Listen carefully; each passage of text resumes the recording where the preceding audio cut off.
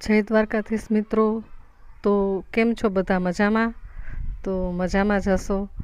તો કેટલા 3-4 દિવસથી આ વિડીયો બનાવવાનો પ્રયત્ન કરું છું, પરંતુ મારું કાઇન માસ્ટર એપ છે એ સપોર્ટ નથી કરતું.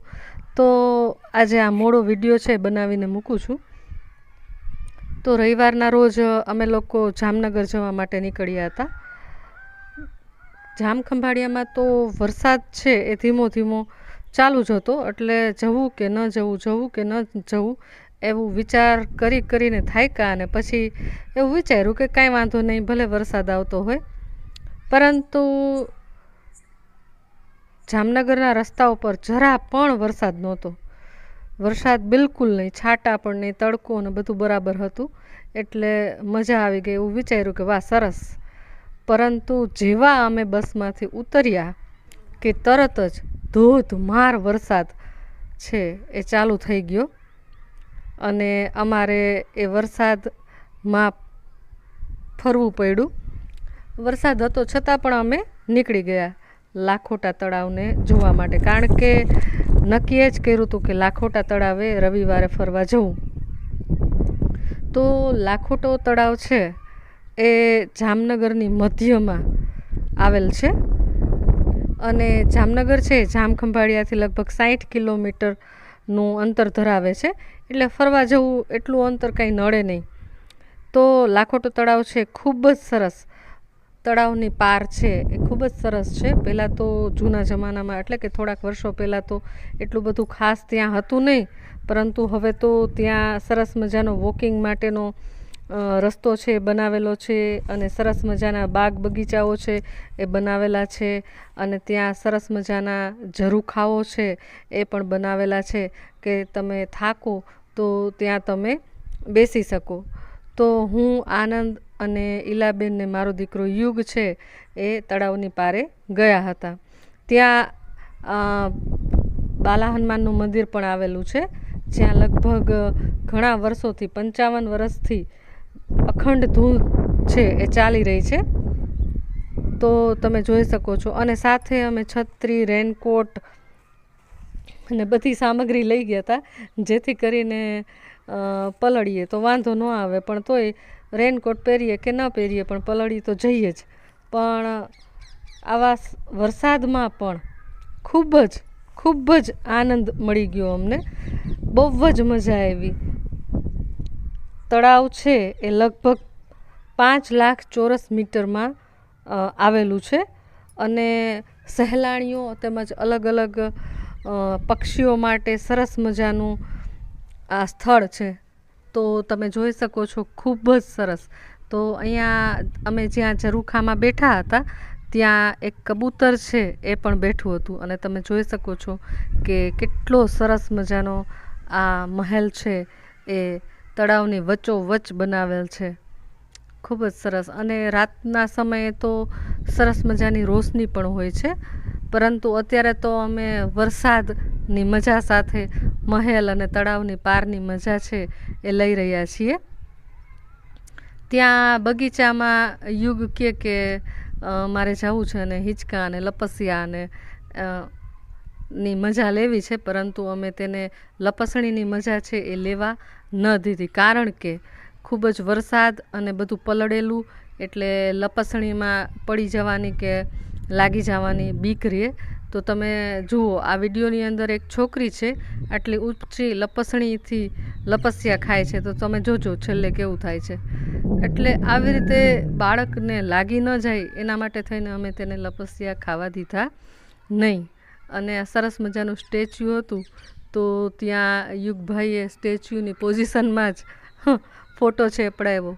તળાવની પારે સરસ મજાના અલગ અલગ વિવિધ વૃક્ષો અને છોડવાઓ પણ સરસ મજાના ઉગાડેલા છે. તો ખૂબ જ મજા પડી ગઈ. એકદમ સરસ ફરવા માટે સ્થળ છે. અહીંયા કબૂતરો છે ઘણા બધા હતા, પરંતુ વરસાદના કારણે પછી અમે તો નીકળી ગયા, જોવા માટે રોકાયા નહીં. ત્યારબાદ આ જે મહેલ છે એમાં સરસ મજાનું મ્યુઝિયમ છે. તો એ મ્યુઝિયમ જોવાની, આમ તો જો કે ઘણા વર્ષો પહેલાં હું મારા પપ્પાની સાથે છે એ મ્યુઝિયમ જોવા ગઈ હતી. તો વળી પાછું મને ઈચ્છા થઈ ગઈ કે મ્યુઝિયમ તો જોવું જ છે, પરંતુ મારા ઘરના ને મારો દીકરો છે એ ના પાડતા હતા કે નથી જવું. પણ મેં કીધું ના, હવે અહીંયા આવ્યા છીએ તો એકવાર મજા લઈએ. તો એ મ્યુઝિયમની ટિકિટ 25 રૂપિયા છે દરેક વ્યક્તિ દીઠ. તો ટિકિટ લઈ અને અમે છે મ્યુઝિયમ છે એ જોવા માટે ગયા. ખૂબ જ સરસ. ત્યારે વરસાદ નહોતો આવતો, પરંતુ જેવા અમે પાછા એ રસ્તા ઉપર ચડ્યા કે વરસાદ છે એ ચાલુ થઈ ગયો. અંદર મહેલની અંદર, મ્યુઝિયમની અંદર કેમેરો કે ફોટો શૂટ કે વિડીયો કે લઈ જવાની કે મોબાઈલ ઓપન કરવાની મનાઈ છે, કાઢવાની મનાઈ છે. એટલે અમે એ નિયમનું પાલન કરતાં આગળ જે ગેલેરી જેવું હતું ત્યાં થોડાક ફોટા છે એ લીધા. અને મ્યુઝિયમ જોવા માટે તમે જુઓ, તળાવની વચ્ચોવચ્ચ જ સરસ મજાનો મહેલ છે અને સરસ મજાનો રસ્તો પણ છે. તો એ રસ્તો પસાર કરી અને તમે ત્યાં જઈ શકો. એ રસ્તામાં તમે વિડીયો શૂટ કરી શકો, ફોટા લઈ શકો, પરંતુ મહેલની અંદર તમે ફોટો લઈ શકો નહીં.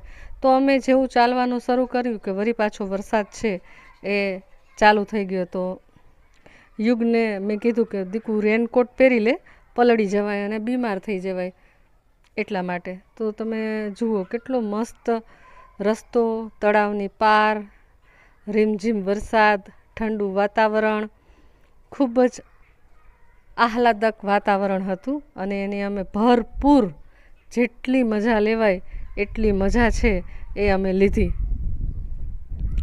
અને ત્યાંથી પાછા મારા નણંદ છે એ એક જગ્યાએ બેઠા હતા ઝરૂખામાં. તો ત્યાં અમે ગયા અને તળાવની અંદર જે માછલા અને કાચબા હતા તેને બિસ્કિટ છે એ ખવડાવ્યા, કારણ કે અમારી પાસે બિસ્કિટ જ હતા. તો અમે કાચબા અને માછલાઓ છે એને બિસ્કિટ ખવડાવ્યા. અને સરસ મજાના દરેક કાચબાની ઉપરની જે ઢાલ હોય એની ડિઝાઇન છે અલગ અલગ, અને ઘણા બધા કાચબા. બાળકોને ખૂબ જ મજા આવી જાય એવું સરસ મજાનું દ્રશ્ય છે એ અહીંયા તમને તળાવની પારે જોવા મળશે. તો એક વખત જામનગર આવવાનું થાય તો તળાવની પારની મુલાકાત લેજો. જો કે સમય જોઈએ, સમય વિના મેળ ન પડે. તો ખૂબ જ મજા કરી. અને ત્યારબાદ વરસાદ રહી ગયો અને અમે જમવા માટે કલ્પના હોટલ, તીનબત્તી ચોકમાં જે હોટલ છે ત્યાં ગયા. પરંતુ અમારી સાથે જે મિત્રો હતા તેને ફોટો અને વિડીયો લેવાની ના પાડી, એટલે અમે ન લીધો. ને ત્યારબાદ અમે બસ સ્ટેશને પહોંચી અને પાછા અમારા ઘરે જામખંભાળિયા જવા માટે નીકળી ગયા. તો રસ્તામાં યુગભાઈના નાટક છે એ ચાલુ હતા, ખોટે ખોટે નીંદર કરવી, નીંદર આવે છે એવું. જો કે થાયકો નહોતો એને તો બહુ જ, અને એના માટે જ અમે ગયા હતા તળાવની પારે, બાકી અમે તો થાકી જઈએ છીએ. તો ત્યારબાદ ત્યાં સરસ મજાના ફોટા છે એ પણ લીધા. તો મિત્રો, જો તમને મારો આ વિડીયો ગમે તો લાઈક, શેર, સબસ્ક્રાઈબ જરૂરથી કરજો. જય દ્વારકાધીશ. ફરીથી મળશું આપણે નવા વિડીયોમાં.